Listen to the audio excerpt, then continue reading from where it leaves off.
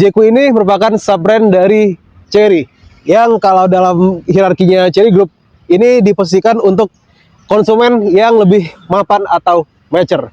Sementara nama Jayco ini merupakan singkatan dari Jaeger and Cool. Jaeger itu diambil dari bahasa Jerman yang artinya pemburu, dan cool artinya keren atau dingin itu dalam bahasa Inggris. Jadi kalau diartikan Jayco ini adalah seorang pemburu yang keren. Kira-kira seperti itu. Nah, untuk ukuran mobil zaman sekarang, gua dibilang Jayco J7 ini punya wajah yang cukup simpel ya.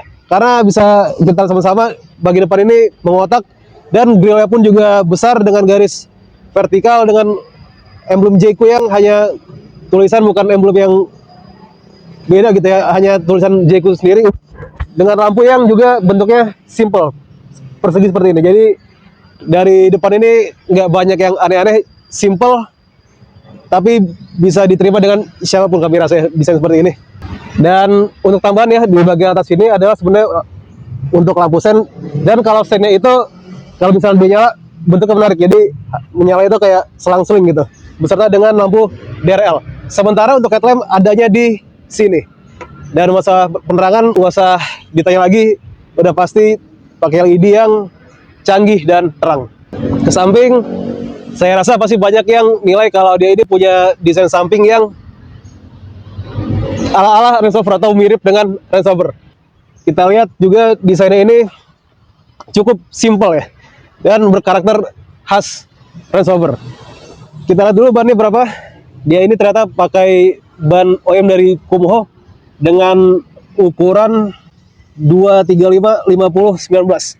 Ya pas lah ya dengan mobil yang sebesar ini. Kemiripan antara Jayco J7 dengan Range Rover bahkan juga berlanjut hingga ke bagian belakang. Ya lihatnya sendiri, mulai dari lekukan kaca belakang sampai dengan desain buritan tuh desainnya gaya itu Range Rover banget. Dan di sini juga ada emblem J7, itu adalah untuk nama mobilnya, dan di sebelah kanan adalah SHS yang menandakan bahwa dia adalah plug-in hybrid. Dan SHS itu merupakan singkatan dari Super Hybrid System. Dan sudah pasti dia ini mendukung pengecasan DC atau fast charging. Sekarang kita lihat gimana bagasinya.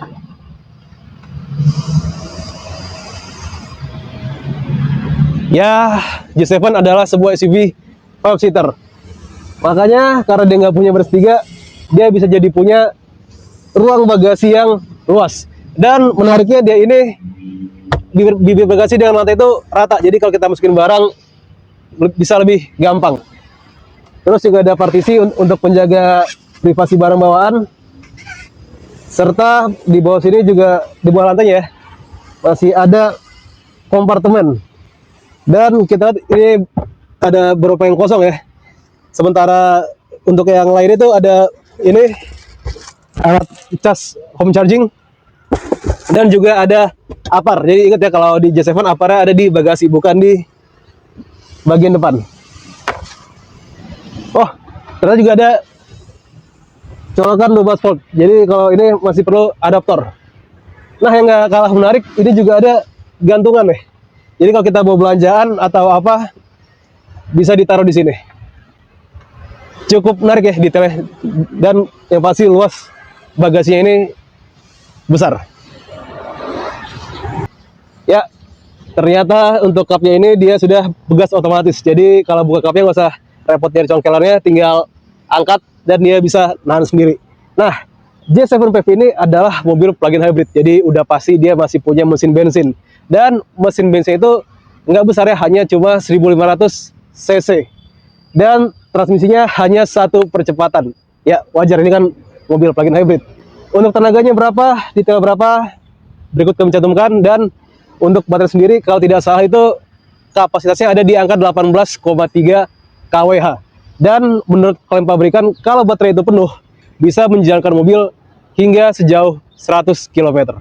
Sebelum kita duduk, saya juga mau ngeliatin kalau di sini bak belakangnya juga bisa dilipat dengan kapasitas, maksudnya dengan pembagian 40-60 dan rata dengan bagasi belakang. Jadi kalau butuh ruang lebih, nggak usah repot, tinggal lipatnya bangkunya. Ini kalau kita duduk di belakang dan misalkan di depan itu nggak ada supir ya, jadi bangku supir ini akan mundur sampai habis ke belakang. Meski begitu, dalam kondisi gitu aja dia masih bisa ngasih ruang kaki yang lega. Ini 7 jari tuh. Dan headroom pun juga luas, ini lebih dari 5 jari. Jadi untuk pegangan kepala dan kaki mobil ini emang lega ya. Apalagi dia punya panoramic roof, ternyata nggak bikin dia jadi lebih sempit headroomnya. Nah untuk penumpang belakang juga kalau misalkan lagi disupirin gitu ya, di depan ini nggak ada penumpang, terus kita mengubah bangku biar bisa lebih lega dulu kayak ini, di sini ada tombol pengaturannya.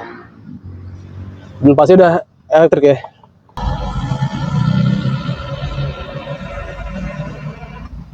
Ya, yang kayak tadi saya bilang, kalau nggak ada supirnya, bangku akan mundur sampai habis. Tapi kalau kita udah duduk, dia akan kembali ke setelan terakhir saat kita duduk di bangku pengemudi.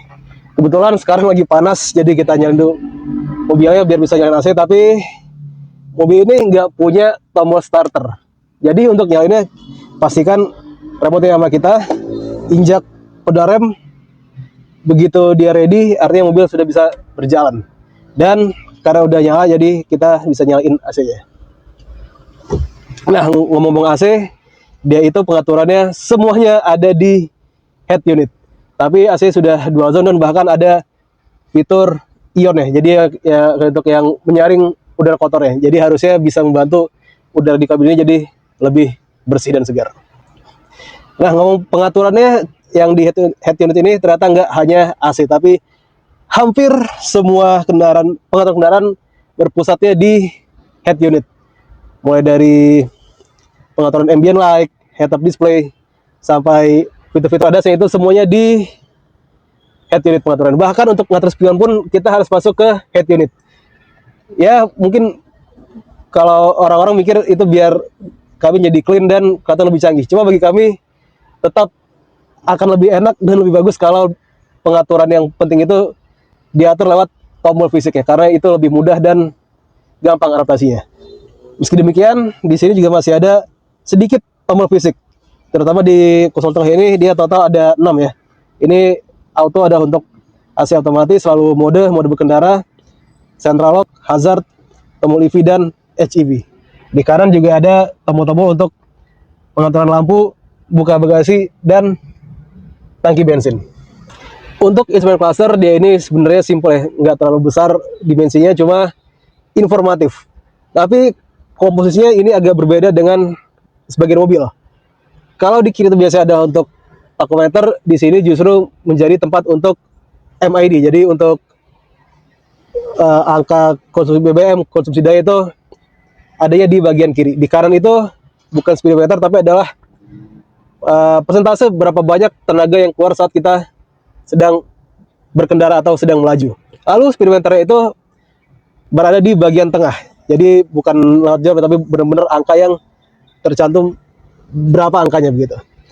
Lalu di sebelah kiri itu sebelah kiri bawah maksudnya ada indikator sisa bahan bakar, dan di sebelah kanan itu ada indikator sisa baterai. Ya, Gadors, akhirnya kita sampai di kesimpulan dari review Jayco J7 SAS. Saya yakin banyak dari kalian yang punya perhatian lebih untuk eksteriornya yang ala-ala Range Rover, dan itulah yang bikin mobil ini jadi menarik di desain eksteriornya. Tapi adanya campur tangan Range Rover di J7 ini nggak hanya sekedar di desainnya saja, tapi untuk rasa berkendara dan kenyamanan itu juga terasa premium layaknya mobil Eropa. Demikian juga dengan mesin bensinnya. Walaupun dia sisa di MID itu hanya sedikit, hanya kurang dari 100 km untuk estimasi sisa jarak tempuh, tapi nyatanya dia bisa tetap mengkonversi tenaga tersebut ke baterai. Alhasil baterai bisa jadi tetap awet. Itulah yang bikinnya jadi irit banget. Jadi begitulah hasil review kami mengenai Jayco J7 SAS. Kalau misalkan suka, mohon di like. Kalau ada yang ingin disampaikan, dikomentarin, silakan, nggak usah sungkan. Silakan sampaikan di kolom komentar. Jangan lupa subscribe channel YouTube kami dan share video ini ke semua sosial media kalian. Terima kasih udah nonton hingga akhir, dan sampai ketemu lagi di video kami yang akan datang. Sampai jumpa.